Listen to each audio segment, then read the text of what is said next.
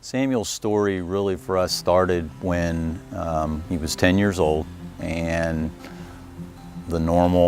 doing the things a normal 10-year-old boy does, playing baseball, active in school, and at the time had been training for his first Boulder. The Boulder has been an event for my family that has always been very, very special. My sister lives in Boulder, but both my father and I, all three of us, have been runners our entire lives, and the Boulder had become kind of an annual get-together, family reunion for us, at least for running. And Samuel had kind of caught the bug and decided he wanted to train for it as well. And so beginning in January of that year, he started training and was getting up before school, and he was really doing well and was really in great shape and was really looking forward to the race. And it was about 2 weeks before the Boulder when his cancer was discovered.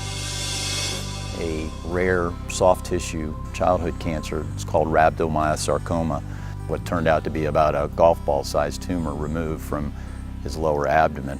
Despite my hopes that maybe the doctors would still let him run, they decided that it would not be a wise thing to do and said, look, there will be other boulders. And my wife and I were both very hopeful that that was in fact going to be the case. There would be many boulders for us to run. Samuel took the trip with us and told us, you know what, Dad, I really want to, next year, I'm going to come back and I'm going to do this. Went through about 6 months of chemotherapy, which was just really very difficult for us to watch and feel somewhat helpless in watching him go through this.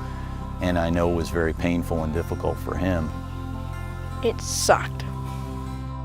They felt very confident that they had addressed the cancer, that it was they don't use the term remission at this point because of the type of cancer.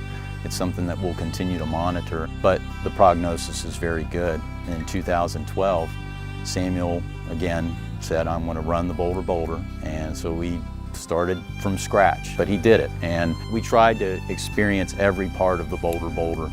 I remember there were people with sprinklers and hoses and stuff, and they sprayed everyone. And I remember running into Folsom Field. And probably the happiest moment I think that I had ever had. And I was just so proud of him and just so relieved that he had gotten to a point where doing something like this was realistic, that he could be the kid that he wanted to be and do the things that he wanted to do. But a race like Boulder, especially being on Memorial Day, and it's about celebrating life. I don't think you could ask for a more special experience than to be able to run it with your family. That's my Boulder story. What's yours?